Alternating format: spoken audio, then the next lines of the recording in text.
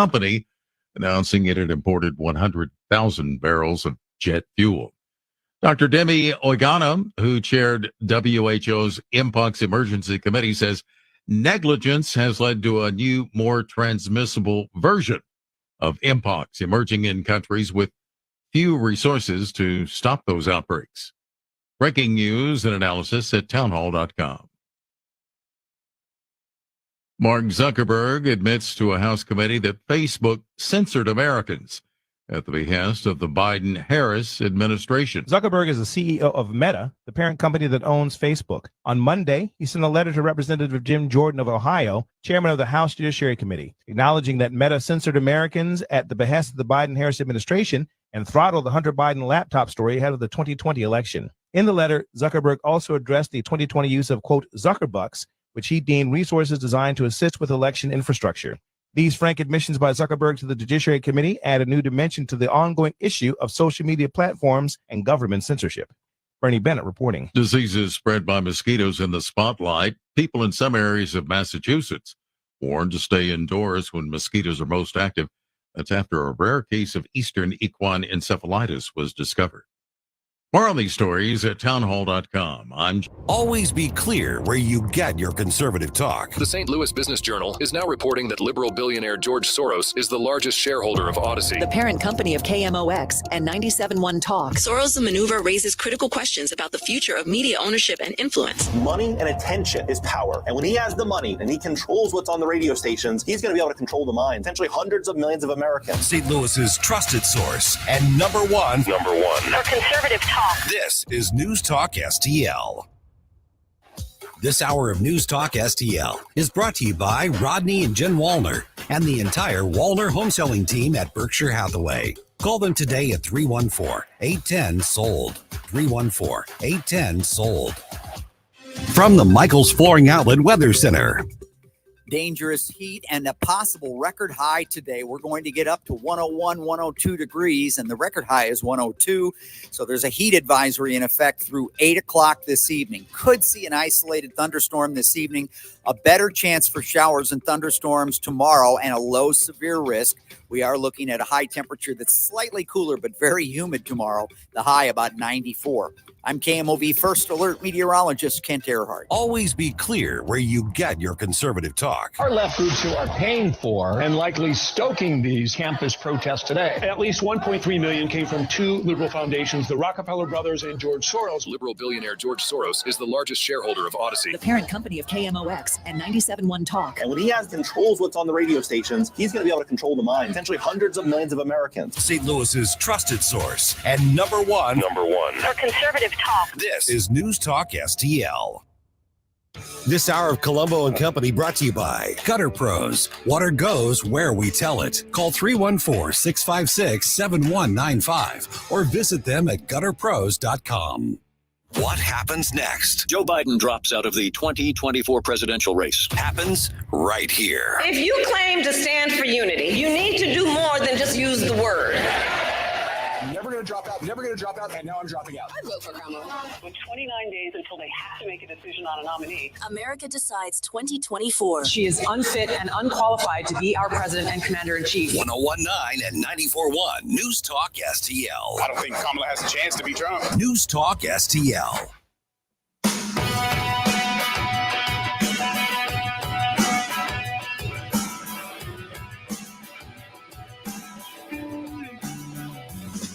The time to rise has been engaged.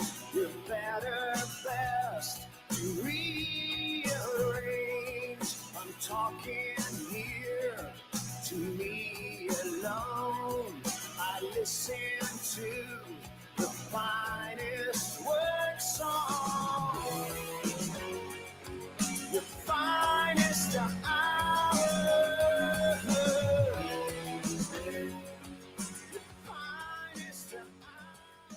Well, hello and welcome to Tuesday afternoon here on Colombo and Company on 101.9, 94.1 News Talk STL. Got a lot of company today. Got a lot of things to talk about. I will be in studio all day with producer Cheyenne. Thank you for your help today. Great to see you. Great to see you too. Great to be back in studio. You bet. I'm I'm actually going to ask for your thoughts on a story here in just a moment. We are going to talk about a lot of things today. We're going to get Susie Moore from Red State on the line with us in about an hour, just after 3 o'clock. We're also going to talk to Crane Durham from nothingbutTruth.com in a few minutes. I want to go over some of the news being made on the presidential campaign trail this week with Donald Trump not only getting the endorsements of RFK Jr. and Tulsi Gabbard, but also them now officially joining his team. Like they're going to be out there campaigning, surrogates. They're going to be a part of the Trump transition team. So got some news for you on that. Also, an update on Kamala Harris's self-imposed interview deadline, which is just days away and still no interview scheduled. So we will get you an update on that. There's some reporting about what is the holdup happening inside the Kamala Harris campaign and who they are considering doing this first interview with. And, it's just some interesting stuff as usual. And speaking of both of them, Donald Trump and Kamala Harris, Donald Trump yesterday took some shots at ABC and suggested that he could decide to pull out of that debate, which is getting closer. It's September 10th on ABC. And Donald Trump is threatening to possibly not do it on that network and is wanting another network to take over that debate. So we'll fill you in on all of that as we go through the day today. But I wanted to start with the situation happening with Facebook, with Mark Zuckerberg admitting that he was a part of the Biden-Harris censorship scheme on multiple issues, including, of course, the pandemic. Also the Russian collusion story with Donald Trump and others.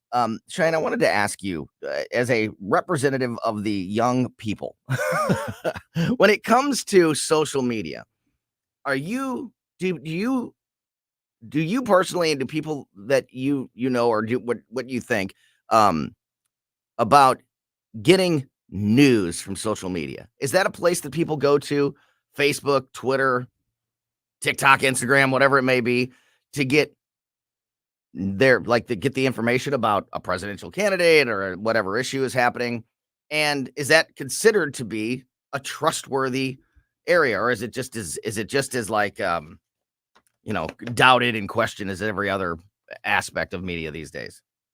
Absolutely. The younger generation gets a lot of their news from social media. There are some good resources that, are backed behind institutions. They're not just like random accounts. But to be honest, a lot of the information they're getting is just from random people. A lot of misinformation that's spread on. I can't tell you how many times I log into Facebook and somebody I knew from high school is just sharing something. I'm like, this literally did not happen. This is literally made up. And it's just a meme that you saw on Facebook. And you got all excited and shared it. And now you're arguing with people on Facebook about it. So I would say that's pretty sad. I think a lot of people do believe in what they're reading, and they don't. The problem is you can get news from whatever source you're looking for, but you have to be able to fact check. Yes. And do your own research afterwards. Whether that means literally going to the library or that means just going to Google or asking somebody who's maybe been a part of that situation. That is what you need to be doing. You need to be, peer reviewing, checking the resources. But a lot of people aren't doing that. They just don't have the time in their day, maybe. And they're just like, oh, I saw this and now this is something I believe. And it's honestly toxic and sad because that's just the spread of misinformation that continues to happen. For sure. And I think that some people are looking for a confirmation bias. So they would rather not, if they see something that backs up their belief, their story, whatever, their message, their agenda, whatever it is, they don't want to fact check it because they don't want it to be wrong. So they're just going to go with it. And with the plausible deniability of like, oh, well, this is what I read. This is what it said. This is what this person said in case it is wrong down the line, but they'd rather not find out if it backs up their belief. True. And let's not forget that algorithms themselves are supporting that. Yes. Supporting that confirmation bias, supporting the fact that people have their own facts. You can go on Google and search the same question that I have, but you're going to come up with different results technically if you don't look further into those results. If you just look at the first page, the first few things that you're getting are things that go towards the things that you've been looking up, and it's reading you and is using your cookies to analyze exactly who you are and what kind of results that you're looking for. So if you don't actually search further than those first few things that you get offered, then you're going to get more confirmation to your bias. Yeah, absolutely. Absolutely. And it's important to like you said, you can get good, honest, real news on social media platforms. You just need to make sure that you are you're getting it from a source that you trust, a source that you have, vetted in the past and has been honest with their reporting and honest with the stories, and not proven to be somebody that's just pushing misinformation to push an agenda of some kind. So it's the reason I wanted to talk about that first is because I wanted for people to understand just how much news and information gets spread and discussed on social media. I think it is just, I think it might be even the number one way that news and information gets disseminated in the country. That's why I think this story is such a big deal. So, Meta CEO Mark Zuckerberg admits that he was part of a Biden-Harris censorship scheme, but he's very, very sorry. He promises never to do it again. Meta Platforms CEO Mark Zuckerberg sent a letter to Congress saying that the Biden administration had pressured the company to censor COVID-19 content during the pandemic. Later, the letter, which was dated yesterday, August 26th, in the letter, Zuckerberg told the U.S. House of Representatives Judiciary Committee that he regretted not speaking up about the pressure earlier, as well as other decisions he had made as the owner of Facebook, Instagram, and WhatsApp around removing certain content. He said his company was pressured into censoring content and that the company would push back if it were ever to face these demands from the White House again. Here's part of the letter, quote, "In 2021, senior officials from the Biden administration, including the White House, repeatedly pressured our teams for months to censor certain COVID-19 conduct, including humor and satire, and expressed a lot of frustration with our teams when we didn't agree. Ultimately, it was our own decision whether or not to take content down, and we own our decisions, including COVID-19 related changes we made to our enforcement in the wake of this pressure. I believe that government pressure is wrong, and I regret that we were not more outspoken about it. I also think we made some choices that, with the benefit of hindsight and new information, we wouldn't make today." Zuckerberg also expressed his regret for Meta's downplaying of content related to coverage by the New York Post about Hunter Biden ahead of the 2020 election that the FBI warned may have been rooted in Russian disinformation. He said, quote, "It's since been made clear that the reporting was not Russian disinformation, and in retrospect, we shouldn't have demoted the story. We've changed our policies and processes to make sure this doesn't happen again. For instance, we no longer temporarily denote things in the U.S. in the U.S. I guess they do other places while waiting for fact checkers."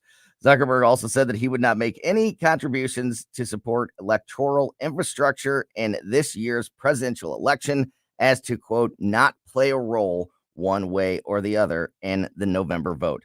As for the White House, they said in a statement that the administration simply encouraged Facebook and other social media platforms to make sure that they had responsible actions and to protect public health and safety when confronted with a deadly pandemic and other events. I think this is a big deal, and I think it's and I think it shows truly how deeply the pressure comes from the government when it comes to these types of stories, and it's wild to hear Mark Zuckerberg say that he had dozens and dozens of different messages and conversations and direction coming directly from the White House about what they should be posting, what they shouldn't be posting, what they should be censoring off of Facebook, and what they should be promoting on Facebook. Absolutely wild and a big deal.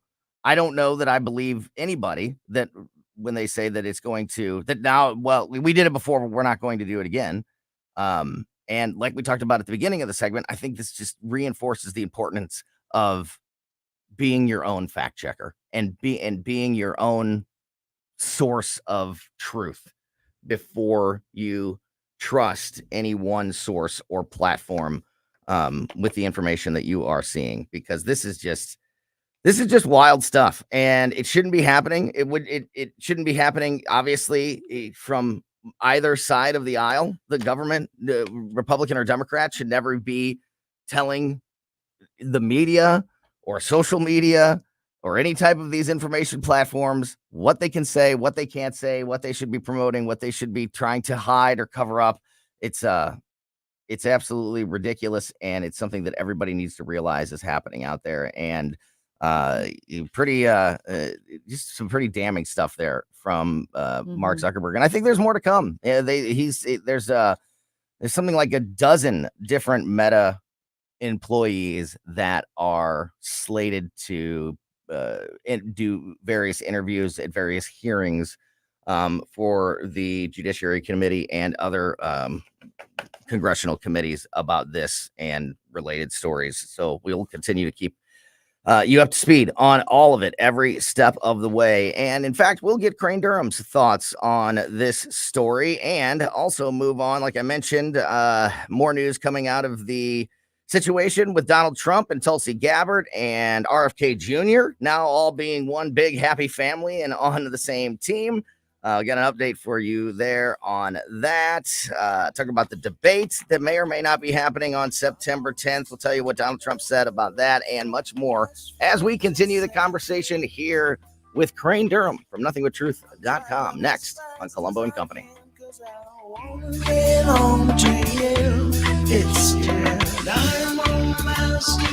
Live and local.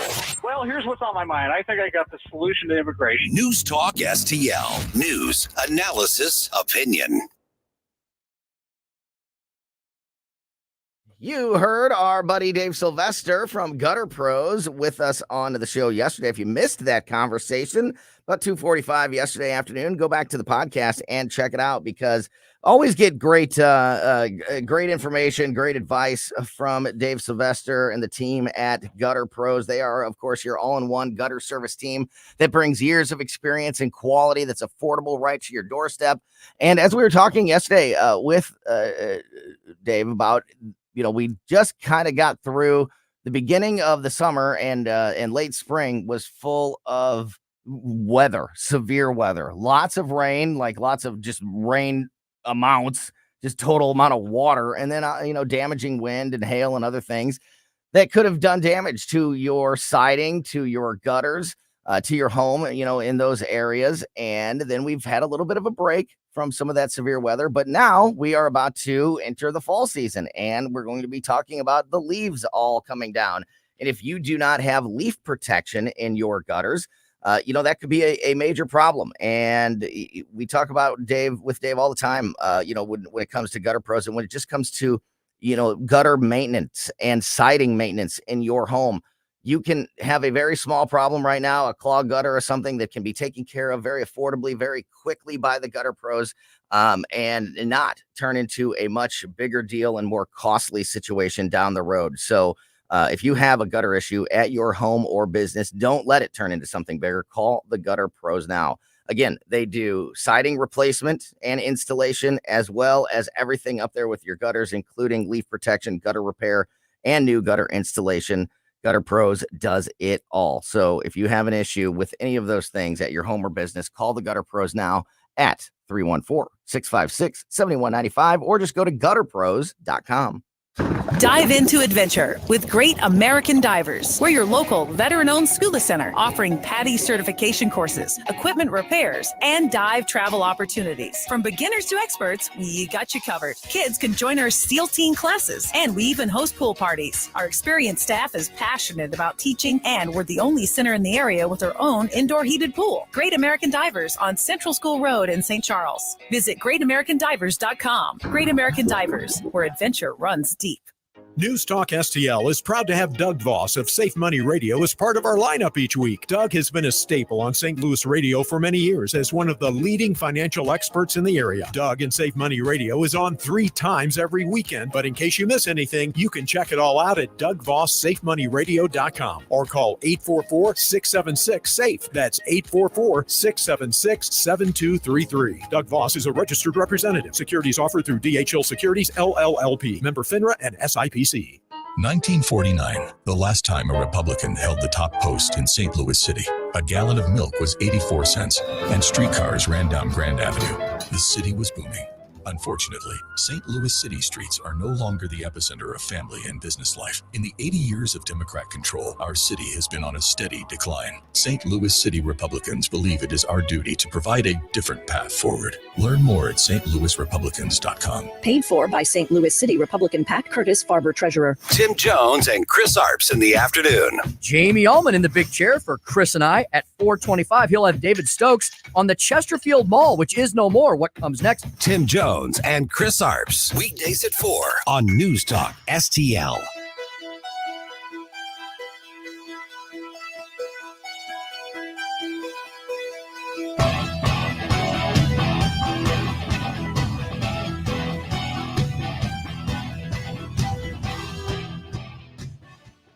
Welcome back to Colombo & Company on 101.9 News Talk STL. Tony Colombo here in studio with Brewster Cheyenne, and joining us on the line now, as he does every Tuesday afternoon, is our buddy Crane Durham from nothingbutTruth.com and the Nothing But Truth Facebook page and my heart.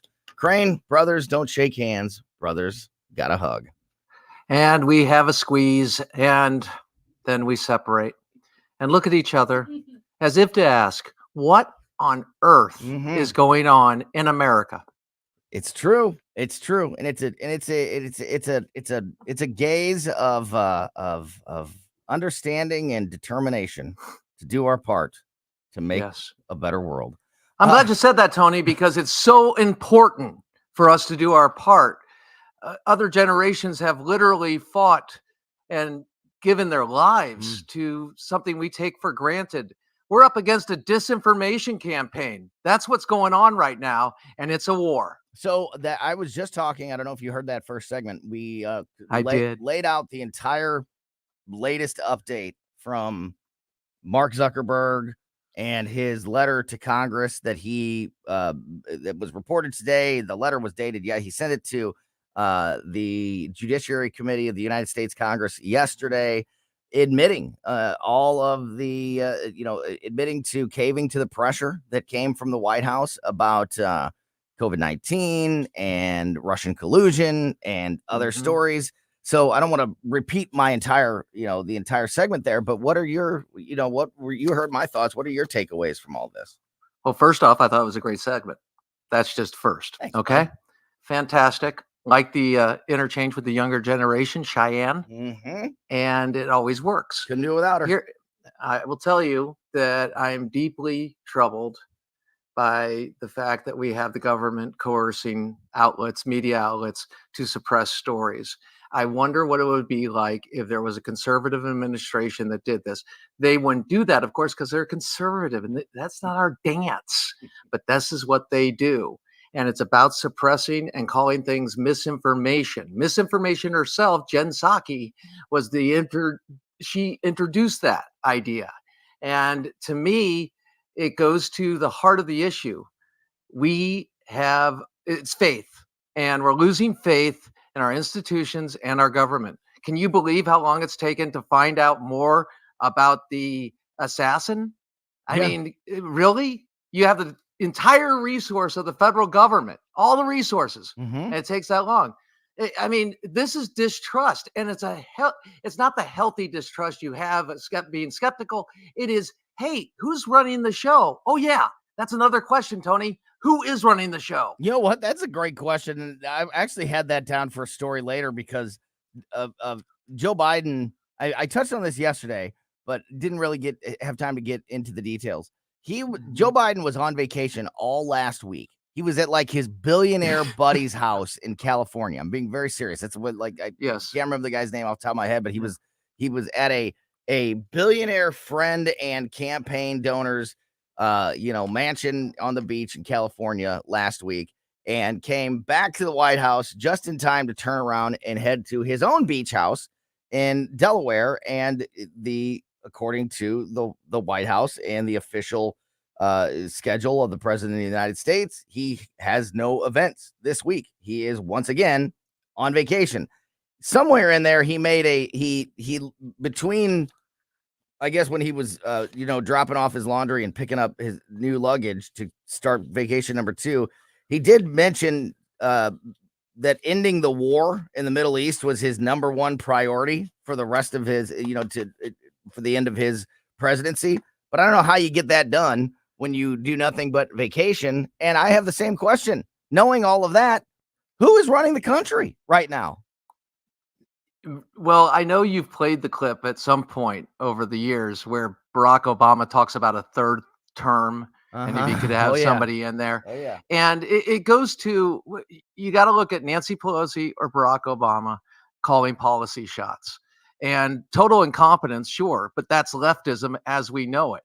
Here's the guy, President Obama. It was President Obama. He gave us the slowest recovery since the Great Depression. And he split our country, divided our country through racism and racial arsonists like his Attorney General, Eric Holder. So this is not a good group regardless, but it would be really neat. I'd say neat here, but it would be just, oh boy, would it be neat to see the mainstream media, legacy media, ask that question and don't stop asking till you get an answer that's substantive. Yeah, because it's clearly not Joe Biden who's on vacation. I don't know that it can be Kamala Harris at this time. It's like and you're right. And if it is, a group of Democratic Party leaders that have no accountability to the American people because they are making these decisions, behind the scenes and governing from either statements coming out of the White House or just telling Joe Biden or Kamala Harris what to do. It kind of ties back into the social media and the Facebook issue. For me, it starts with just the fact that this government is so confident in their corruption that they would even ask a social media platform to do what they were doing, that they would even try, that they would be so bold as to go to a massive organization like Facebook and tell them what they can and can't say. I mean, doesn't that tell you that the level of confidence and what they've obviously gotten away with in the past, if they're willing to so publicly go that far, because they basically admitted to it. They just said, no, we didn't. It wasn't demands. It was just, suggestions.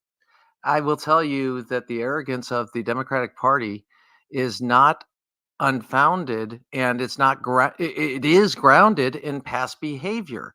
And that's what you're seeing. I love how you bring up accountability, because us mortals, here in the laity, so to speak, in the sense of not serving in government, we sit back, we have to go to work every day. We work hard, which is great. I love the opportunity and blessing to do that. We play by the rules, and we recognize if we break those rules, we might end up with a nice roommate who wants to dance a lot.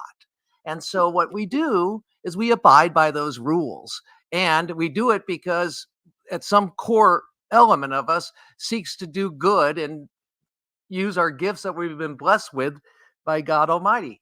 But the truth is, we have an entire party that's never been held to account. And if you want examples of people who they've promoted and said, this guy is going to be amazing, or this gal's going to be amazing, you have Beto O'Rourke. I bring him up only because he is a total doofus. And he was looked at as the next Jack Kennedy. Oh my gosh, he skateboards. He was an idiot. A knee-jerk idiot.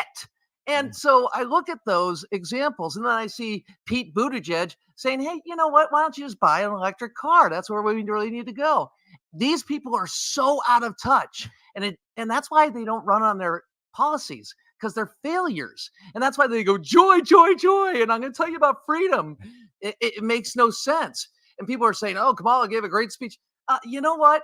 When it's manure, I don't think it's great. I think it sucks. Pardon me. And meanwhile, they are, and you touched on this. Meanwhile, the whole time they are the most divisive. The Democratic Party right now is the most divisive group of American politicians, I think, in history, that has done everything they can to sow hate and distrust. Yes. And I mean, like you mentioned earlier, bringing racism, back, into the world, Right. at a level that is just scary and dangerous.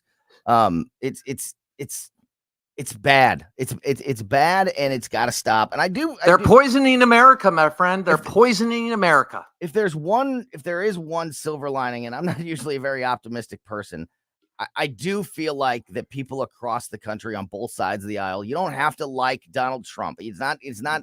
See, that's the other problem is the binary choice that we have. It's one or the other, and everybody feels like you have to line up in these two perfect columns or you don't fit in anywhere. And that's just ridiculous. But I do feel like people have had enough with the government and with politicians. And I think hopefully now more than ever are going to be informed on who they're voting for, what politicians they're backing, and, making their voices heard to stop this stuff. And why they're backing them. I mean, Tony, you go to it once again, you hit the nail on the head. It's information. Do they know what they're talking about? You talk to these protesters and they, again, I'll use the term, they're aggressively stupid, aggressively ignorant, and they're so passionate, and they're acting as modern day Nazis, Nazi-like. And I hate invoking Nazis because Nazis killed 6 million people. I get it, Adolf Hitler. But Maoism, nearly 100 million. And so you look at what they are saying and you say, how does this line up historically, and why is there a generation gap? It's called the Cold War. We saw it for the front and center. We got the full Monty of communism. We knew it was evil. The people who left those countries were the biggest democracy promoters in the way of freedom and understanding what a gift we have in this wonderful American experiment. And yet we have a couple generations potentially, but certainly a generation that has been indoctrinated with this crap.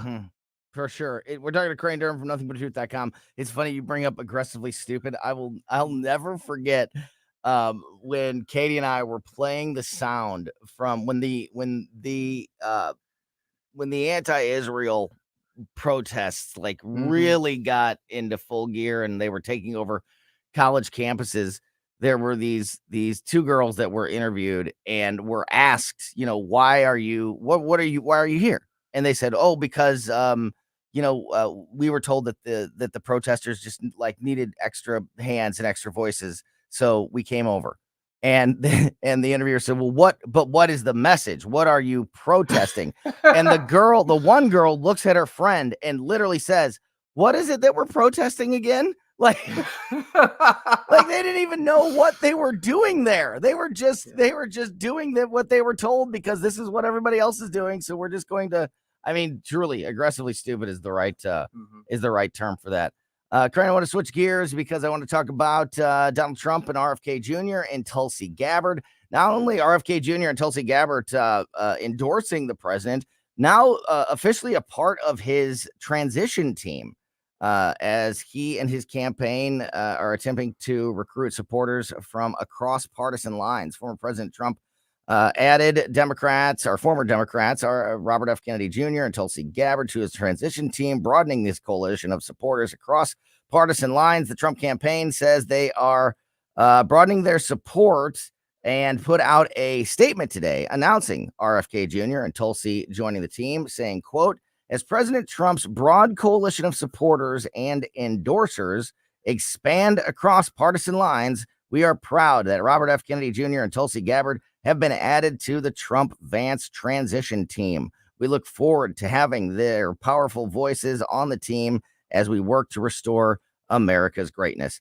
I have a brief statement from both RFK Jr. and Tulsi Gabbard that I'm going to read in a minute. But before that, Crane, just your thoughts in general, because this is a step, further than just an endorsement. This is, I'm going to work for you. I'm going to go out and actively campaign and work to get Donald Trump elected. And for a Kennedy first of all, and in a former very well-known Democratic congresswoman who ran for president as a Democrat, to be now on as part of the Trump team, I think is a pretty big deal. What are your thoughts overall on this unification that's happened over the last few days?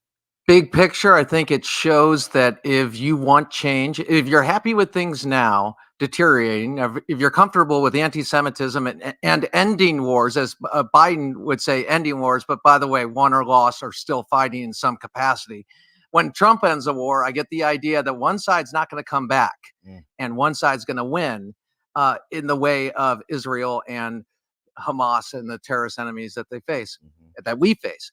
So just a little clarification there. People are not happy right now with what's going on, and they're not happy with our institutions and lack of trust.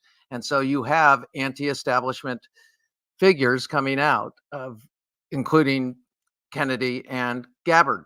And Kennedy, says some true things. Okay. He also, in my opinion, is a bit of a whack when it comes to his conspiracy theories. And I'm not a fan of Tulsi Gabbard's Putin being soft on Putin and Assad, who are both brutal killers. And it almost puts America as the person to blame, or the country to blame when, well, evil dictators act like evil dictators.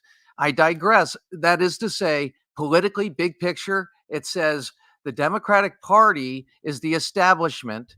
And if you want that to change, if you want an agent of change, and guess what? A 4-year record of that change, which is pretty healthy if you look at Donald J. Trump, then there's a choice. And it's about the powerful versus the people that have been persecuted. And that's how it's lining up, Democrat, Republican. Is there any negative, Crane, you bring up, until this unification happened, even Donald Trump would, when asked about specifically RFK Jr., would point out the things that he disagrees with RFK on. Is there any damage that these two could bring to the campaign because of their liberal beliefs? I mean, they're both Democrats at the end of the day, or, I guess former Democrats, technically at the end of the day. Do you think that there's a chance that they could hurt Trump's campaign in any way?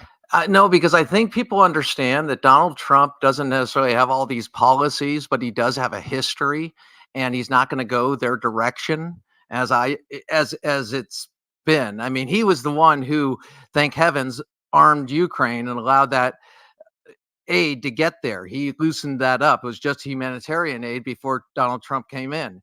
He has been the best friend of Israel and the best president for Israel, and thank God for it.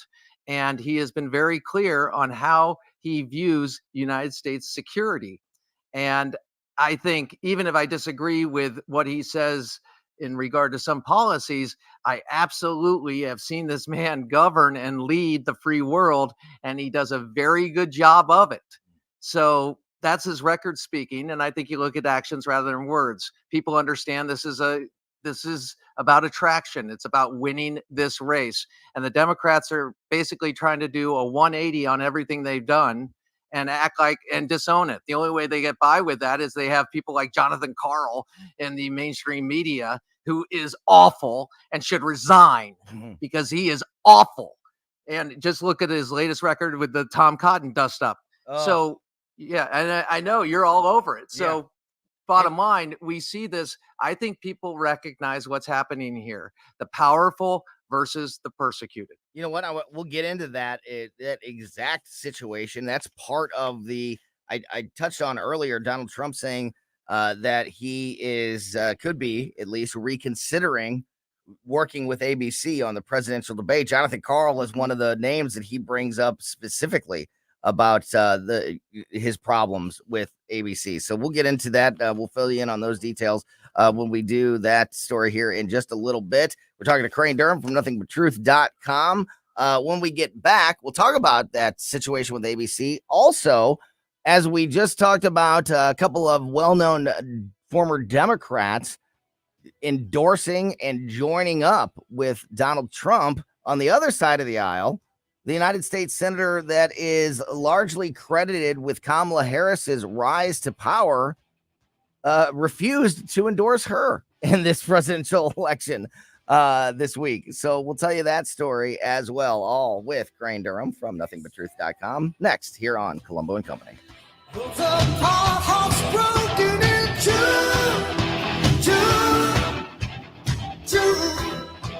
I think you're a little confused. News, analysis, opinion. I've got something to say and I can't hold it any longer. 101.9 and 94.1. You won't hear the truth anywhere but here. News Talk STL. News Talk STL. It is a great time to sell your home. It has been a seller's market for a couple of years now, and that remains the case. No telling how long that will last. So if you've been thinking about selling your home, don't let the window of opportunity close on you. Call St. Louis's #1 home selling team, the Wallner Home Selling Team at Berkshire Hathaway ASAP. You guys have heard me talk about my experience working with the Wallners. We were just blown away, Christine and I, by the results when we worked with the Wallners a couple of years ago, selling our old home, finding our new home on the other side of things. Selling our old home, it was so much faster, easier, and they got us more money than we could have ever imagined, which put us in a tremendously advantageous position moving forward because, we had that extra funds, those extra resources to apply to finding our perfect new home on the other side of things. And all of the credit is due to the Wallner Home Selling Team. Ronnie and Jen are just great people. They've got the work ethic, the experience to be the best. They're also selling 15 times more homes per year than your typical home seller. They have so many qualified buyers right now that they guarantee to get you an offer. And they're licensed in both Missouri and Illinois. So no matter where you are in the St. Louis metro area, the Wallner Home Selling Team can help you. Again, still a great time to sell your home, but you never know how long that is going to last. So don't let the opportunity pass you by. If you've been thinking about selling your home, call the Wallners now. Call them at 314-810-SOLD, 314-810-SOLD, 314-810-SOLD for the Wallner Home Selling Team. I think one of my favorite things about talking to you all about Michael's Flooring Outlet is that I've used them myself. So I can vouch for them. I had a great experience with them from start to finish. So I know that they do great quality work. And part of that's because they're locally owned. They've been locally owned and operated for 30 years. So you know who you are dealing with. You know what you're getting when you go to Michael's Flooring Outlet. If you want variety, they've got it. They've got carpet, they've got hardwood, laminate, ceramic tile, luxury vinyl, natural stone, many other options to choose from. And you know your installation is going to be done right the first time because you've hired the experts at Michael's, not some subcontractor that you have no idea who they are when they walk into your house. Another great thing about Michael's is that you get the combination of saving money and getting great quality. You can shop in store at one of their 3 locations on Olive and Creek Core, on Town Square in Darien Prairie, or on Main Street in St. Peters, or you can shop at home.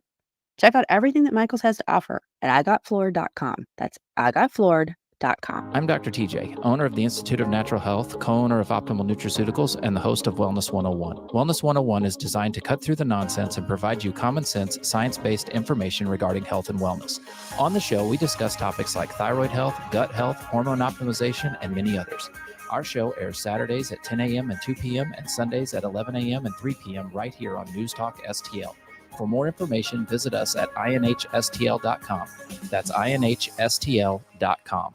Craving a taste of Italy? Look no further than Vitale's Deli. Family owned and locally operated, we're bringing a little bit of the hill to the heart of Glendale. Our friendly staff treats you like family, serving up a delicious variety of sandwiches inspired by authentic Italian flavors. With reasonable prices and something for everyone, Vitale's is your own backyard taste of Italy. Come see us. Call 314-966-9912 or visit vitalesdeli.com. Vitale's Deli, where great food meets a family tradition. To our brave police officers and first responders, we say thank you for risking your lives to protect us. To all the incredible volunteers who've joined hands with the David Dorn Foundation to raise funds for equipment and services, we extend our heartfelt gratitude. We stand strong with our volunteers who give their time, talent, and dedication as a shield of support for those who rush into danger. The David Dorn Foundation gives a big thank you from our heart to yours. Visit dornfoundation.com and join as a volunteer. This hour of Colombo and Company brought to you by Gutter Pros. Water goes where we tell it. Call 314-656-7195 or visit them at gutterpros.com.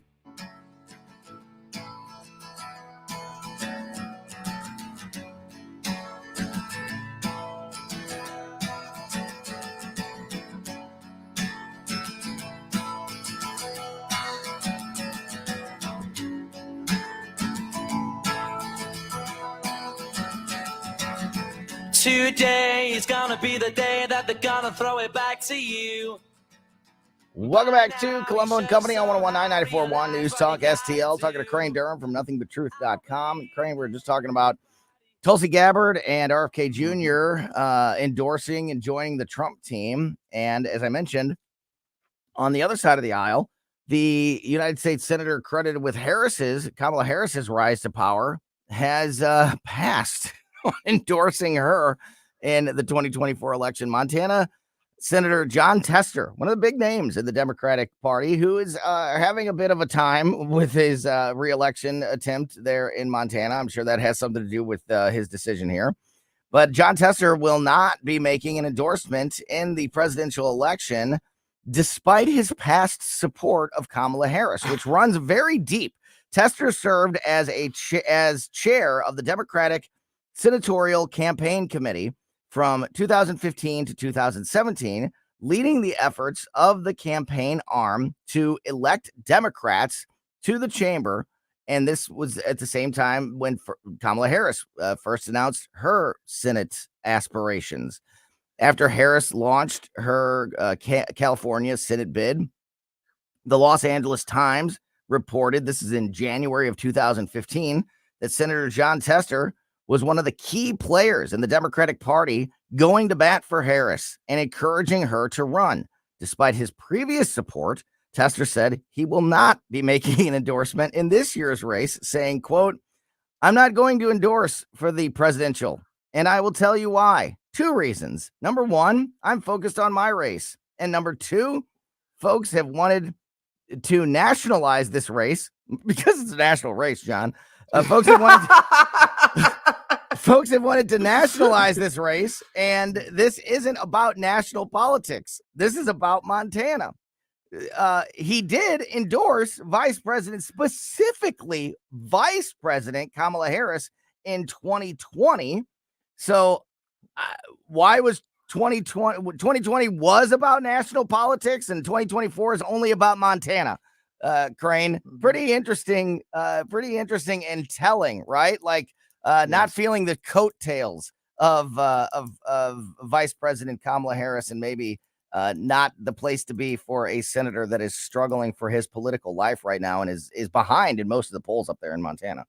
Well, the change is dramatic and the contrast is clear.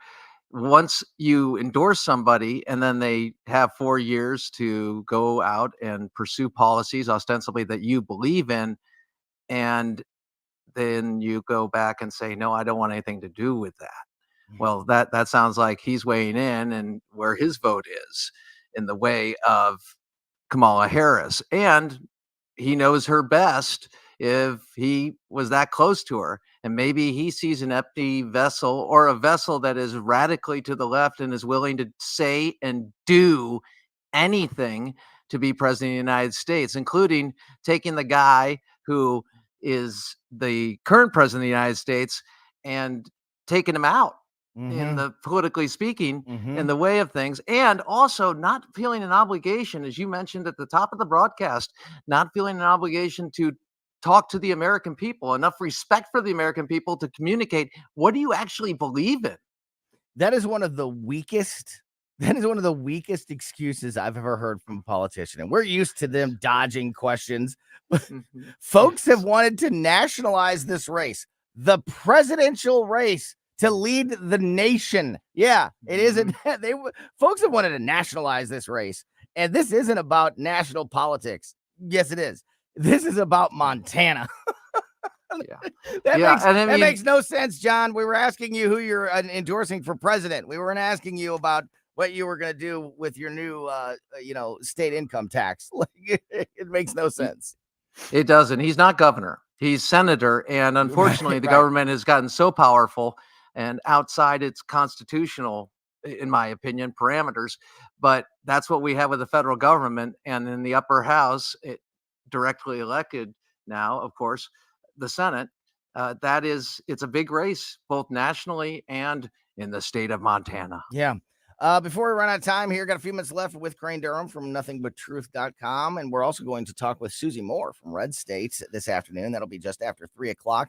But Crane, you mentioned earlier ABC and Jonathan Karl. And I mentioned earlier that Donald Trump has after the weekend, yesterday, he said that the hostility that he watched over the weekend on the network, ABC, made him question why he agreed to do a presidential debate with that network. Trump called ABC the single worst network for unfairness. He said, quote, "I watched this weekend and it's the worst of all the networks. George Slopadopoulos." Sorry, I'm juvenile, but I don't like usually that. like his I don't usually like Trump's nicknames. I know. I usually think they're pretty, uninspired. But I do like George Slopadopoulos. George Slopadopoulos and all the different people, the worst. Speaking of George, the president is suing ABC News and George Stephanopoulos for defamation after the host said several times on the air that the former president was found liable for rape during a March 10th interview with Representative Nancy Mace. He also called out, and you mentioned this, their chief Washington correspondent, Jonathan Karl, about an interview with Senator Tom Cotton.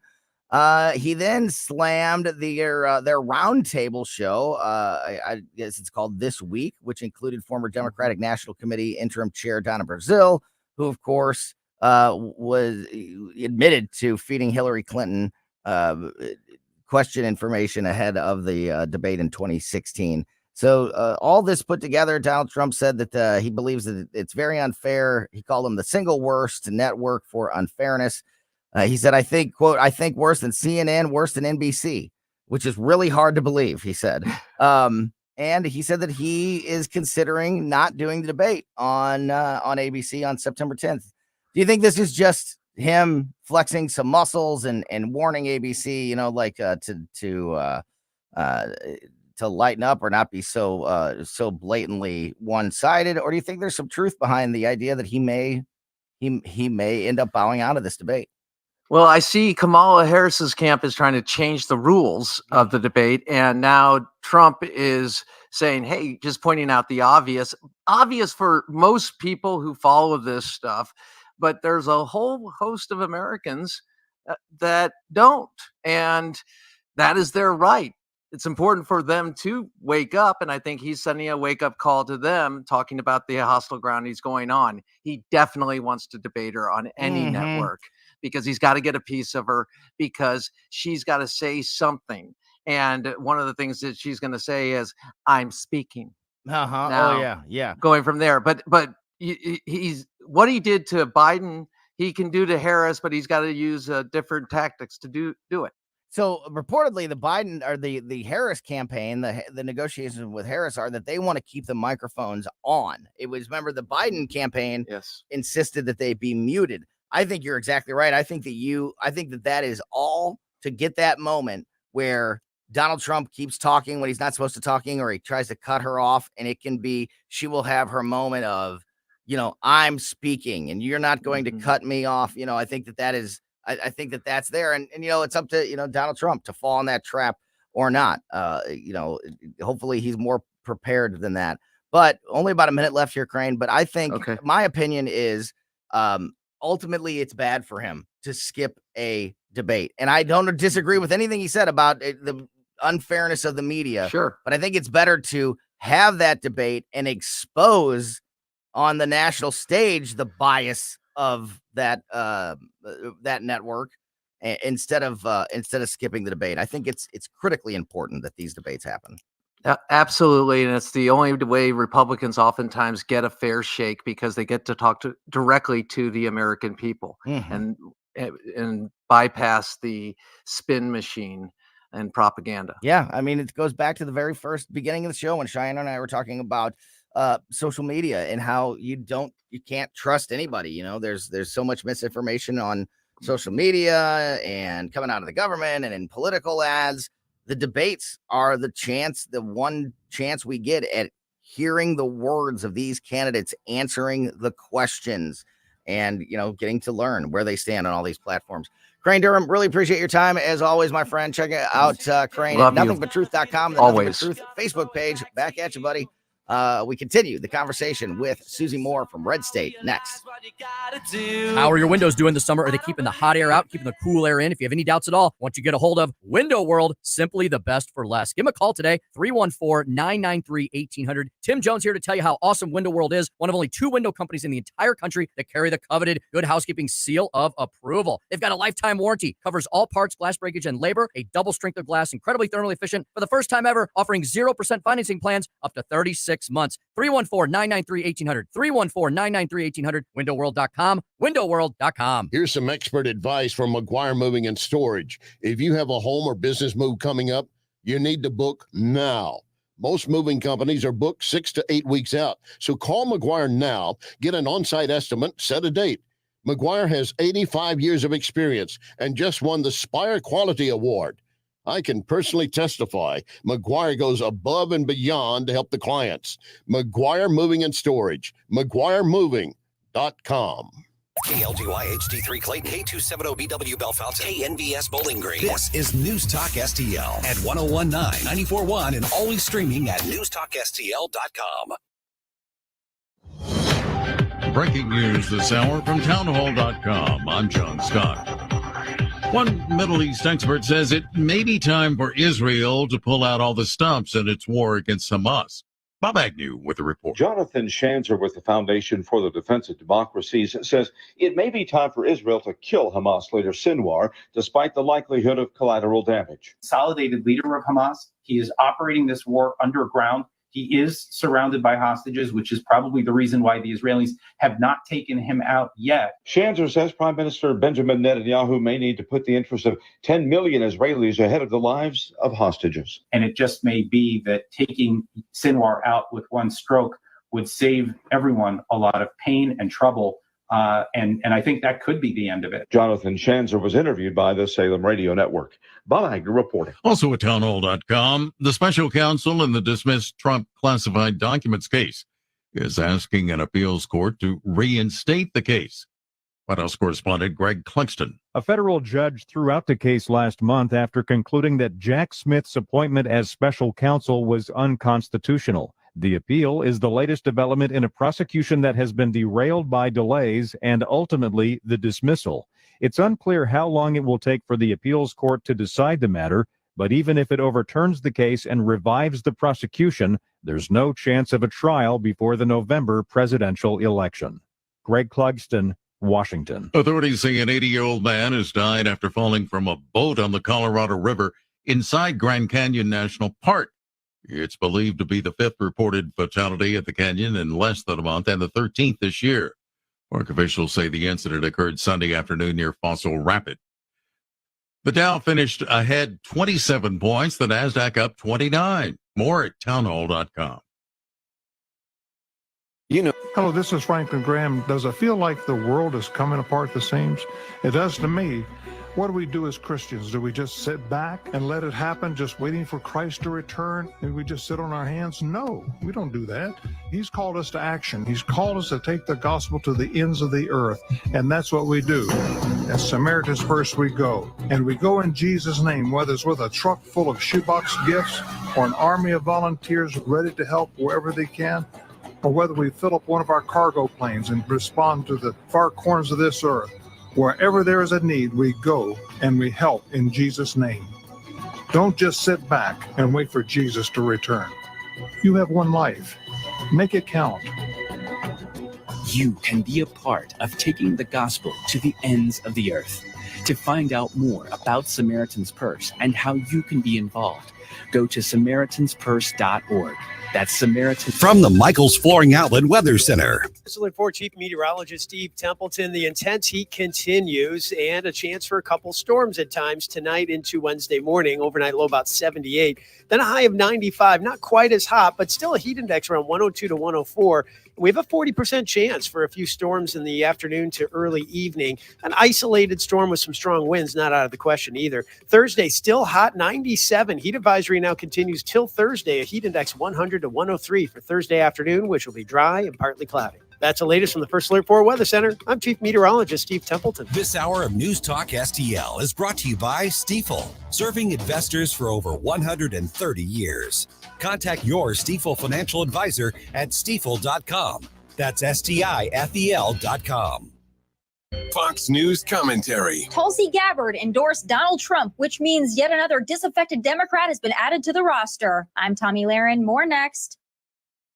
On August 30th, Reagan returns to office. We are the greatest country in the world. We have just forgotten it. You can run from a bully for so long, but after a while, you're going to have to stand up to him. I am about to start the biggest war of this century. You told me you wanted to make a difference in this world. What would you have me do? I want you to fight. Mr. Gorbachev, tear down this wall. Reagan in theaters Friday, August 30th. Rated PG-13. May not be suitable for children under 13. In a matter of days, not one but two prominent former Democrats have endorsed Donald Trump. Unapologetic patriot Tulsi Gabbard stepped up this week. In her endorsement speech, Tulsi threw her support behind Trump's campaign, and on the 3-year anniversary of that horrible Biden-Harris Afghanistan withdrawal, pledged her confidence in Trump as commander-in-chief. This endorsement from Tulsi is important not just because she's a disaffected Democrat turned independent by the disasters that are Joe and Kamala, but also because of her 2020 knockout debate performance against Kamala Harris herself. Tulsi will be a great advocate for Trump, and I hope he takes her advice on how to win over independent and female voters. Tulsi could be a secret weapon that Trump needs to get an edge on Kamala ahead of the upcoming debate. You know, if Kamala will stop changing her debate demands, that is. The tent is growing, and that's great news. I'm Tommy Lahren, and you can watch my show, Tommy Lahren is Fearless at Outkick.com. Subscribe and watch your favorite News Talk STL shows. Mike Ferguson in the Morning, The Vic Porcelli Show, Colombo and Company, Jones and Arps. Webcam streaming on Facebook, Twitter, Rumble. Subscribe and watch News Talk STL.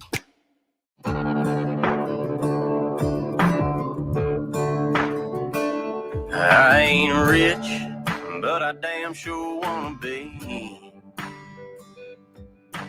Working like a dog all day ain't working for me. It sounds like one of our songs from the Bluff City Outdoor Show. It sounds like one of our fishing songs. I like it.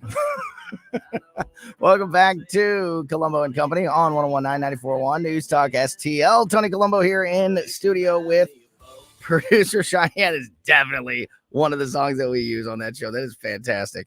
Check out the Bluff City Outdoor Show every Saturday at 11 a.m., Sundays at noon here on News Talk STL. We don't talk politics. We unplug. We talk about fishing and camping and hunting and just being outside and putting all the craziness of the world, out of your mind for, as long as you can, whether it's a 2-hour break or you get a weekend away. It's so important. So check out that show. It's a whole lot of fun.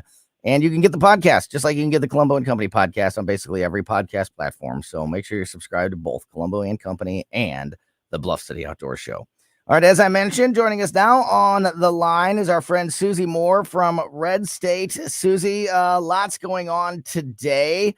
We talked in the last hour about the Facebook situation with Mark Zuckerberg and his letter to Congress admitting that he's been pressured by that he was pressured by the Biden administration to censor things during stories like the pandemic and Russian collusion. I don't want to rehash the whole thing, but I do want to get your thoughts on that story and just how big of a deal that is that that Facebook is now admitting that that they caved to these demands by the White House on several major issues over the last 4 years.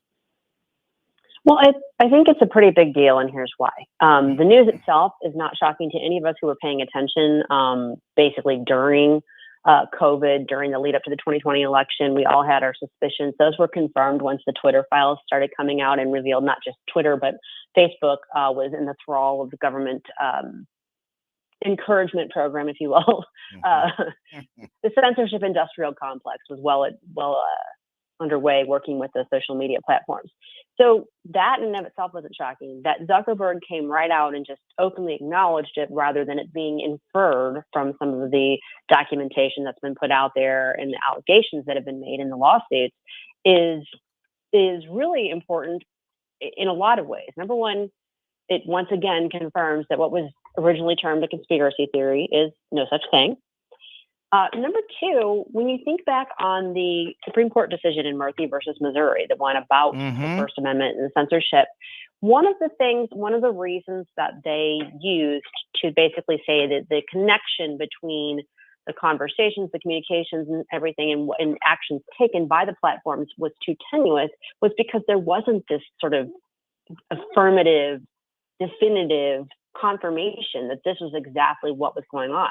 Had Zuckerberg made this acknowledgement, made this statement prior to the Supreme Court's ruling on that case, I'm not sure. They may still have come down the same way. They may still have said there wasn't enough for standing, but they would have had one less argument in favor of the way they ruled. So I do think it's important. Susie, I'll never forget, and it may be that it's either that case or another one of the cases that made it to the Supreme Court about censorship and big tech censorship that we are actually a part of, that we submitted evidence to.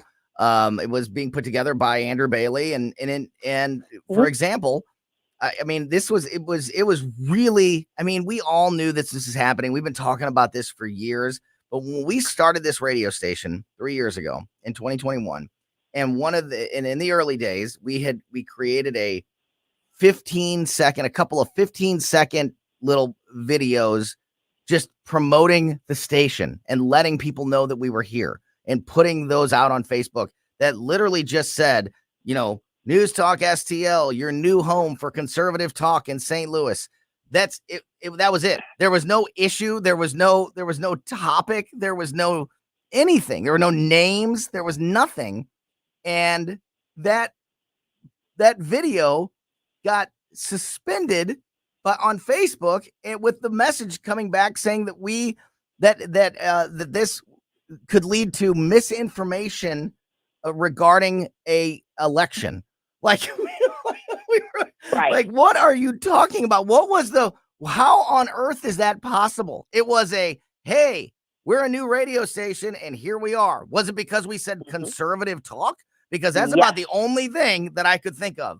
So that was in there. That is exactly what it was. That was what triggered the algorithm. Yeah. And I'm sure it was an algorithm. It wasn't somebody out to get the station individually. Sure. It was an algorithm that triggered something that let them know, oh, this is going to be, political content, and we're trying to not have political content. So it's going to be a no-go. Yeah, right. Yeah. No topic mentioned, no issue mentioned, no names mentioned, nothing.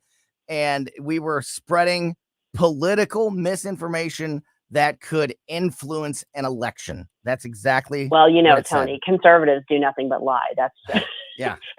It was either consensus amongst those who set those algorithms. So it was either the word conservative or the fact that the American flag was in the video. One or the other. Oh, that could have been it too. Is what they didn't like. That's pretty offensive. Yeah. Except for when it's at the DNC. Right.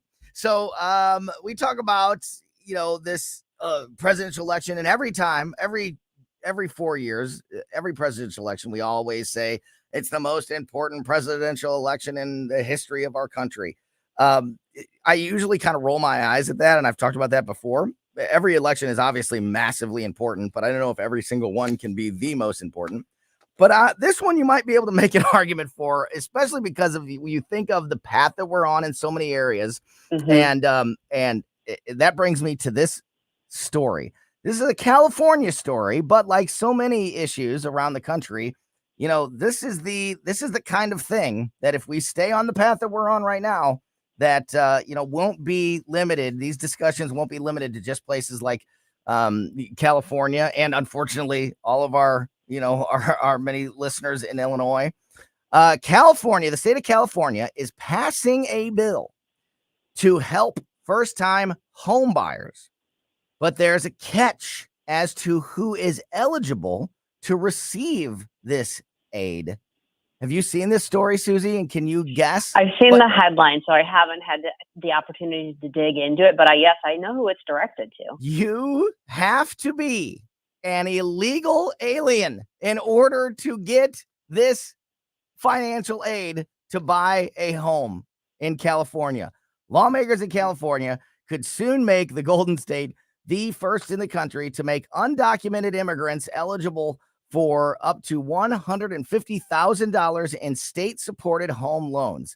The Democratic supermajority in the California state legislature is likely to pass a measure this week that would make undocumented immigrants eligible for the California Dream for All loan program, a state-funded program that provides 20% in down payment assistance up to $150,000, according to reports from various media outlets, including Politico. Participants in the program must be first-time home buyers, and at least one must be a first-generation home buyer, and also must be an undocumented immigrant, an illegal alien. This is Susie, this one's wild, right? I mean, this is even a step further than I think we're used to seeing. It's almost, it's one of those things that makes you want to stop and go, okay, are we being punked here? I mean, right? It's almost like each step they take, they go one further just to see, at what point people's heads just like spin around and snap all the way off. Yeah, it's ridiculous. Go ahead. Yeah, Go ahead. I don't even know. As I said, I haven't had a chance to dig into it, so I don't even know what like lame justifications they're trying to give. Well, I got one for you. Democratic lawmakers in the state have defended the legislation, arguing that it is simply designed to give undocumented states residents the same benefits afforded to everyone else in the state. But that's the point. They don't get the same benefits as everybody else because they're not paying into the system like everybody else. They're not paying they're getting taxpayer money, but they are not paying taxes. They are getting the benefits of being a citizen and being a resident of California in this case. But for them to say, hey, we're just giving them the same benefits that everybody else gets. No, that's not how this works. That is not how. Well, and again, go ahead. It begs the question: if you're just going to give people who are not citizens the same benefits as citizens, why have a distinction? Like, why have a border? Why have there be any? Exactly. What does it mean to be a citizen? This is exactly like if you're a business owner, Susie, and somebody walks in. You have a store. You're selling knickknacks, and somebody walks into your knickknack store. And they walk up to you and they want to know why they're not receiving a paycheck every 2 weeks like the other people in the store. And you say, it's because you don't work here. And they say, well, it doesn't matter. Everybody else in here right now gets a paycheck every 2 weeks. I should get one too. There's no difference. There is no difference in that analogy than to this program. The people that are getting the paychecks or the people that get the state benefits are the ones that are living in the state and paying taxes in the state and are legal citizens in the state.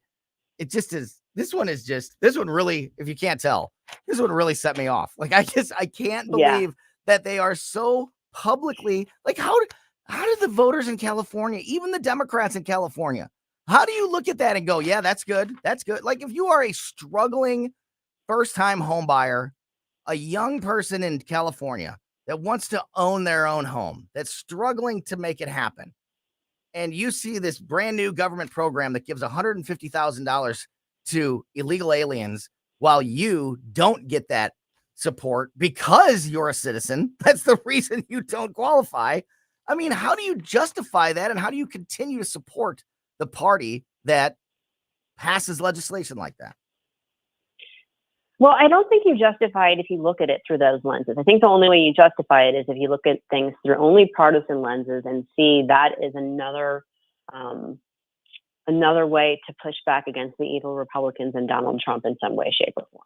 Yeah. So, it's certainly not in the self-interest of the people that live there and the people that are American citizens and who do pay their taxes and that sort of thing. It's just not. I wonder if, and I haven't seen if Gavin Newsom has signaled whether he will sign that bill or not. Yeah, this story said that he, when asked about it, the governor said that he will not comment on pending legislation before it reaches his desk. So there is some question. Wait a second. Yeah, right. I know. That's a lie. Yes, it is. Yes, it is. Before. Yes, oh it is. God. So that could be an indication that this is too far left for even Gavin Newsom. But as I mentioned, it is expected to pass the state legislature. Well, it just passed the Senate while we were talking. I saw. Okay, there you go. Yeah, it's expected to get through the legislative body in the state of California. So it really will be up to Gavin Newsom to sign it or not. So the last I saw, he had tipped his hand. He's no longer, theoretically in the running for 2024. So maybe he has less incentive to be bold and moderate. But I don't know. Well, but he also has more incentive to take care of California if he's not moving on. You know what I mean? So I don't know how that takes care of California. I think but he's done in 2026, if I'm not mistaken. But gotcha. But either way, I agree. I don't know. It's really scary to think that Gavin Newsom might be the person we're relying on to hold the line with that. Right? No kidding. And what does that tell you? What does that tell you if the bill is too far left for Gavin Newsom to sign? If Gavin Newsom looks at a piece of legislation and says, I don't know, this is awfully off the deep end. I mean, like, that's really, really saying something, is it not? It does seem to be. And I want to talk about real quick. Yeah, please. You mentioned about this idea that, every election is the most important election of our lives. The reason I think that there's some legitimacy to that, not just in 2024, but the reason I think that each one is because we've progressively gotten more and more divergent in our views, in our worldviews and our philosophies about how governance should be approached from the left and the right. So there's a bigger difference between the two sides. And we've progressively given more and more power to the executive. So we've invested all this power into this one person. And now that one person could swing way far this way or way far the other way. So that's why I think we're seeing that. Yeah, and you are absolutely right. I think my frustration comes more with just the constant, that line in every political ad that you ever hear that this is the most important election of our lifetime, and that's why you have to vote for Joe Smith, because otherwise the world will end. Is he running too? yeah, he is. He's one of the he might get my vote, actually. I'm looking at. Or is he going to throw in with Trump? I'm looking carefully. Yeah, man, no kidding. You know what? Do you have any thoughts about that? I have one more thing I want to ask you about, but yeah, we talked about that in the first hour with Crane Durham as well.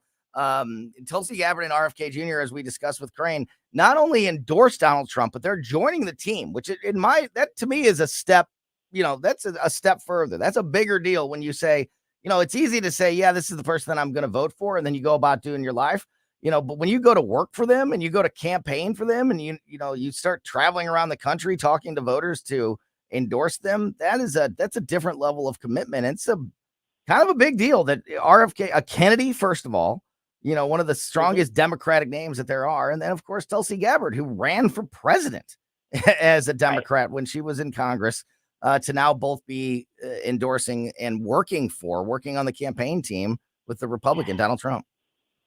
I think it does say a lot. I think it probably speaks the loudest to those of us who either are former Democrats ourselves or to the moderates and the moderate Democrats who still exist, which there are, there are more than a few out there. You just don't hear from them that much.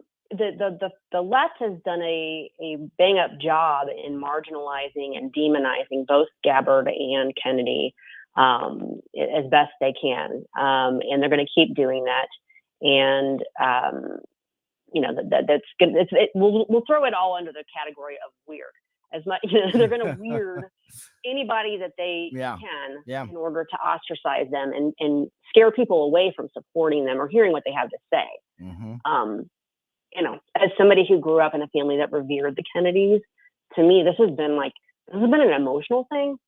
And I wrote about it, but I don't want to get into it here because we don't have time. But it's emotional for me because but we need to go check that out for sure at Red State. Oh yeah. So I wrote it the other day. I think it was on Sunday that I published it. It's called "He Gets It," and it's a piece at Red State, of course.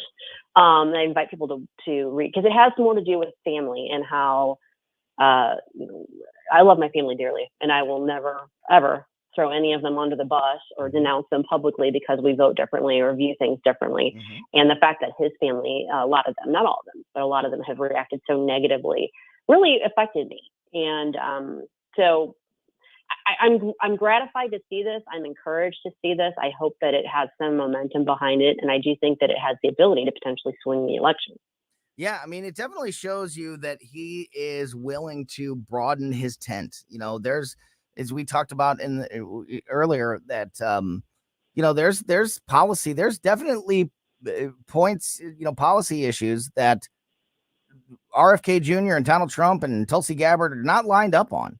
But the fact that they all see a common goal, and at least a common, broad path forward or away from where the country is currently headed, I think says a lot. And I think that's, you've heard me complain more than anybody about only having Republicans and Democrats and how I wish there was more options to vote for because we don't all fit in two perfect columns. This broadening of the of the team, I think is a good thing, because I think more voices and more opinions, and not automatically be put on a different team because you don't agree on 10 out of 10 topics. You agree on 8 out of 10. Right.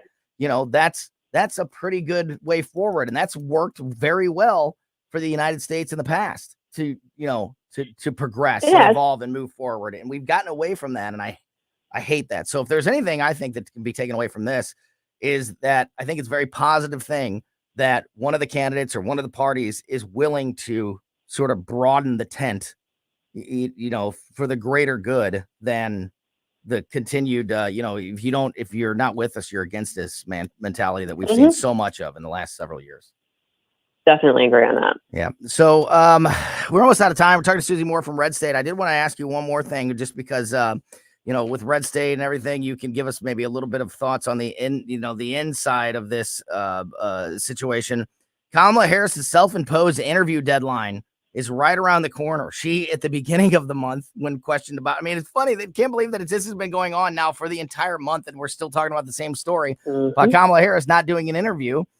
I think it was more of a throwaway line that has now come back to haunt her about, well, I'm sure we'll get one scheduled by the end of the month. She said that on like the 8th. So she thought to herself, plenty of time. August 9th is when she said it. Well, now the end of the month is in like 4 days.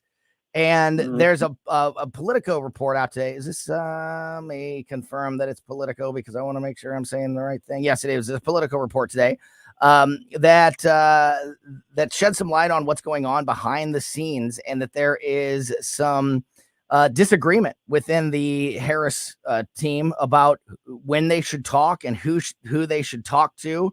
One person who used to be Kamala Harris's communications advisor, Ashley Etienne, she actually went public and said that Kamala Harris should do her interview with CBS anchor Gayle King, basically just saying it out loud, because she's the most friendly, she's the most progressive and most friendly person that Kamala could sit down with, which I don't know that should be our criteria. But what do you make of this? The fact that she still hasn't done an interview, and if this report is to be believed, that there is some disagreement within her campaign about the strategy of who to sit down with and make sure that they're friendly and make sure that we are in total control of this situation. What does that all tell you? Well, I think it tells you that you have a candidate who isn't confident, and people around her who aren't confident in her ability to give a cogent and persuasive interview and not step in it. And we've seen that over and over again with her vice presidency. We also saw turmoil in her staffing as vice president. So the fact that there's turmoil in her campaign staff doesn't surprise me either, or disagreement, because some of them are holdovers from Biden's campaign and some of them are her people. And she's, I think, a difficult candidate to manage if you don't just completely wrap her in bubble wrap and protect her. And it's unfortunate. I thought she was going to be a much stronger figure on the political scene when she became the vice president. I've been shocked at how poorly she does. Off teleprompter? I saw Claire. Yeah, I saw Claire McCaskill the other day tweet about how, oh, you know, as a prosecutor, I know you've got to be quick on your feet and able to blah, blah, blah, blah. And I called her out on it on Twitter. I was like, well, that's a bunch of baloney. I won't say what I was thinking. That's a bunch of baloney. I expected that from her too, and yet we've seen none of it. And or if you've got, you know, evidence of her showing us that she's quick on her feet and, you know, very articulate when she's not on teleprompter, can you show that to us? Because I'd love to see it. Yeah, because we haven't seen it. I mean, her limited time in the spotlight as vice president is, you know, she's known for talking like she's speaking to 5-year-olds, or she's just talking nonsense. Where are the word clips salad of her sounding Obama like? Where are the clips of her sounding like, you know, inspirational and like she knows what the hell she's talking about? I haven't seen them. No, they've got to be out there, right? Right. Well, I will say that a lot of people don't give her this credit. When on teleprompter, when on message, she knows how to deliver them. Like she does. She did can a nice see. job with her speech, I can see why she's very confident public speaking when she has a script or a teleprompter, because she does it. She has a very good delivery, and you know, people don't want to give her credit for that. But it is but shocking the thing is, when you're goes. Arguing a case in court, you don't have a teleprompter. Exactly. You don't have a script. I mean, you might have an outline of what you want to say, but when you're litigating in court, you have to be able to think on your feet. Yes. You have to be quick with your vocabulary. She's not. Right. And that's why, and you know, you're not supposed to have a script when you're being interviewed. And also this is exactly why debates are so important. And I hope that we touched on that earlier as well. If you want to hear the latest on that, make sure you check out the podcast if you missed it. I hope that they get that straightened out and the September 10th debate on ABC ends up happening. Because that is something that I feel is more necessary than ever right now. Susie Moore, we went super long. I really appreciate your extra time this afternoon and all the great information. Check out Susie's stuff at redstate.com, and we'll talk to you again very soon, my friend. Thank you so much. Thanks, Tony. You bet. That is Susie Moore from Red State. And as we roll along here, Cheyenne, you played that song that reminded me of the Bluff City Outdoors show. So I am going to tell you a fishing story that has made national headlines. We need a positive, fun story to wrap up the day.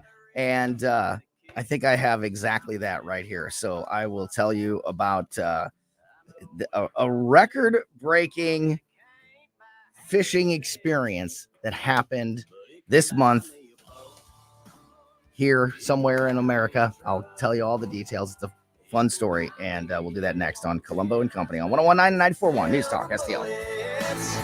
Yeah, and I know what they say, money can't buy everything.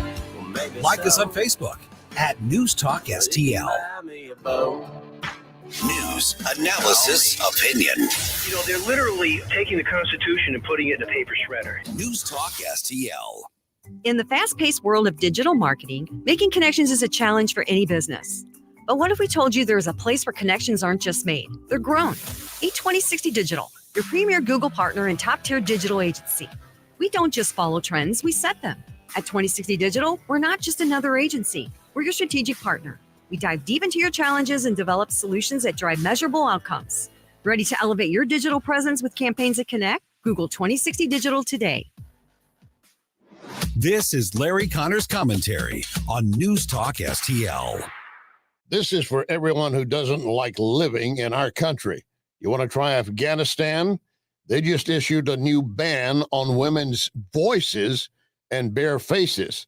The ministry published its vice and virtue laws covering aspects of everyday life. Public transportation, music, shaving, celebrations, 114 pages of rules. And they give the ministry the authority to issue warnings or even arrest if you do anything that breaks any of their laws, such as Article 13. It relates to women. It says it is mandatory for a woman to veil her body at all times in public, and that would include a face covering. And also, women should not speak in public. They say a woman's voice is deemed intimate and should not be heard singing, reciting, reading aloud in public, or saying anything. The UN immediately sent out a notice saying all of this is causing significant concern for all Afghans, especially women and children. You should rescind it. You should get rid of it. What did the Taliban do? No, nothing. Get more Larry Connors on Larry Connors USA. Tonight at 6 on News Talk STL. Question: do you know what vermiculite is? It is an insulation in the attics of hundreds of thousands of homes and public buildings. Looks like kitty litter, but often contains asbestos. Wellington Environmental is the largest company in the Midwest that can remove that hazard for you. Wellington has what is called the General, a powerful industrial vacuum that can suck vermiculite out of the attic. Hang on, there's something else you should know. Many of you might qualify for up to a $4,000 rebate. You should at least contact Wellington to see if you qualify. And here's something else. Wellington arrives at the time they give you, not sometime within 4 hours. 314-644-4930, 644-4930. WellingtonSTL.com, WellingtonSTL.com, Wellington Environmental, your world, cleaner, better, safer. Be well with Wellington. Sievers Equipment in Jerseyville has 2023 and 2024 Polaris ATVs and UTVs prized to move. There's only a few left, so hurry in to get the deal you've been waiting for. Purchase before August 31st, and Sievers Equipment will give you a $500 coupon to use towards price, accessories, or extended warranty. Sievers Equipment has 2023 and 2024 models priced to get you in the dirt and mud today, but they won't last long, and the sale ends August 31st. SieversEquipment.com. Calling all Patriots. Join us for an unforgettable evening celebrating America's greatness at the Patriots Banquet. Honor our veterans, support our first responders, and meet Hollywood tough guy Marshall Teague, the infamous Jimmy Reno from Roadhouse. September 7th at 333 Vineyard in Washington, Missouri. Tickets include dinner and open bar. Upgrade to VIP for exclusive cocktails with Marshall. All proceeds support the Washington Guard's emergency response efforts. Reserve your spot now at thewashingtonguard.com.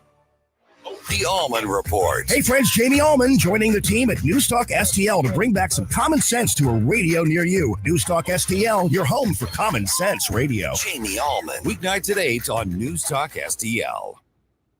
Everybody loves somebody sometime. Everybody falls in love somehow. Something in your kiss just told me my sometime is now. Everybody finds somebody someplace. No, you're good. You're good. This is just a good song. Cheyenne thought that she accidentally selected a Christmas song. After the fishing song, now we go Dean Martin. I actually like what you're doing today. Okay, good. I love it when it's Good vibes all only. over the place. And I am a huge Dean Martin fan, so that's okay with me, for sure. Listening to Colombo and Company, producer Cheyenne is in for Emily today. And as I mentioned just a moment ago, we played some bumper music that we play on the Outdoor Show, the Bluff City Outdoor Show, which you can hear every Saturday at 11 a.m., Sundays at noon here on News Talk STL, hosted by myself and Mark McMurray from Bluff City Outdoors. Our buddy Mike Marfell, local professional fisherman, a regular on that show as well. Producer Quentin, part of that show. And I love it when a outdoor story or a fishing story makes national headlines. And that's exactly, it was almost like, it was just almost perfect that you made me think of that show, because this news that broke yesterday, fishermen break state record twice in less than 2 hours. Now, this is like I said, when we don't talk politics very often on the Bluff City Outdoor Show, and for a reason, because Cheyenne, I don't know if you don't have to like fishing or hunting or camping or any of that stuff, but I think everybody needs to have an outlet, a safe place to go and unplug from the world and all the noise and all the negativity out there. And that's what I love about the great outdoors. And that's what I love about the fishing community, the outdoors community, because, it's just a perfect way to Get away from it all. It doesn't matter who you're voting for. It doesn't matter, what your political beliefs are on something. If you're hanging out with somebody, going fishing together, none of that matters. And it's just, I think we just need more opportunities to do that. So that's why I love this stuff. And this story is about as heartwarming as it can be. And, I'm not very much of a heartwarming or optimistic person. So to touch my cold heart, I think, that really says something. So these two guys went fishing together. This was earlier this month on August 8th. They went fishing together, crappie fishing together. And for two buddies to go out fishing and break the state record is amazing. To do it twice on the same trip is just fantastic. And that's what these guys did. Lindell Marker and Dwight Presley. They went fishing on the morning of August 8th, two buddies in West Virginia. Again, their names are Lindell Marker and Dwight Presley. They went fishing on Woodrum Lake at 7:30 a.m. on August 8th.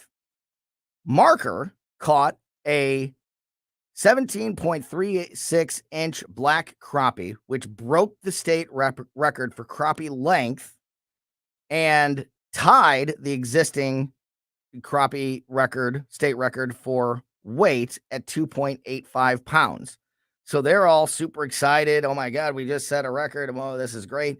Then at 8:30, then at 8:30, an hour later, Presley landed a 17.76 inch and 3.15 pound black crappie, breaking his friend's record that his friend just set an hour earlier, as well as the weight limit as well, and all in just about an hour. Both fish were caught using live minnows, and both records were confirmed and certified by the state of West Virginia. What's amazing is the guy who had held the record before these two, he was a guy named Chris Webb, and he just set the record in June on the same lake. So this is the place to be, apparently, in West Virginia. Some place called Woodrum Lake apparently is the place to be, because they are setting records there like crazy. But I think that's I think that is an awesome story. Two dudes just, getting up one weekend morning early to go fishing together, and they both set state records about an hour apart from each other. That's pretty cool. You got to go through it you can't just, you don't just catch the fish and take a picture and it's a record. You have to you got to call the park rangers, and somebody has to come down and see the fish and certify that you legally caught it, and weigh it and all of that to go through the process. And so to do all that twice, just two bros certifying our catches together. Just two bros setting state records together. We need more stories like that. And you get them every Saturday when you tune into the Bluff City Outdoors show here on News Talk STL. So make sure you check that out. Also, if you missed anything from Colombo and Company today, great conversation with Crane Durham from nothingbutTruth.com and Susie Moore from Red State. Just make sure you're subscribed to our podcast, because we put this show out as a podcast right after we get off the air every day on basically every podcast platform. So wherever your favorite place to get podcasts is, make sure you are subscribed to the Colombo and Company show and the Bluff City Outdoor show. We will be back tomorrow at 2:00. In the meantime, keep it here for the O'Reilly Report next, followed by the Tim Jones and Chris Arp show on 101.9 and 94.1 News Talk STL. Everybody find somebody someplace. There's no telling where love may appear. Something in my heart keeps saying. Nate Lucas here for the Village Bar in the heart of Des Peres. Since 1948, the Village Bar has been the go-to destination for delicious food, cold drinks, and unbeatable atmosphere. Savor their famous wings, burgers, and onion rings, or grab a drink from their fully stocked bar. Catch all the big games and enjoy the company of their friendly staff. Plus, don't miss the 1879 Distillery, a one-of-a-kind experience right next door. The Village Bar offers the best value in town. Find the Village Bar on Facebook and come experience where history meets great times. You'll be glad you did. To have a roof over your head, a nice roof over your head, is very important. That's Rick talking about his experience with Rhino Shield ceramic coating. We got Rhino Shield 18 years ago, and they're very cooperative on getting us the right paint. They're in and out and done in no time. Once it was finished, looked great. We were very happy with it. The main reason Rick called Rhino Shield is because it's backed by a 25-year transferable warranty. We've watched a lot of people get their house painted 3 or 4 times, and we haven't had to do any of it. I don't know about you guys, but I don't want to have to paint it every 5-7 years. Take a tip from Rick and put down the paintbrush and call Rhino Shield for your free evaluation. 877-25-RHINO. 877-25-RHINO. Or visit 877-25rhino.com. We got Rhino Shield 18 years ago. Financially makes sense, especially if it's going to last like this did. Still looks great. Call now. 877-25-RHINO or 877-25rhino.com. Don't paint, don't Rhino. Go Rhino Shield. Never paint your house again. Rhino Shield. Hello, this is Mark Schmitz, Gold Star father of U.S. Marine Lance Corporal Jared Schmitz. Jared, along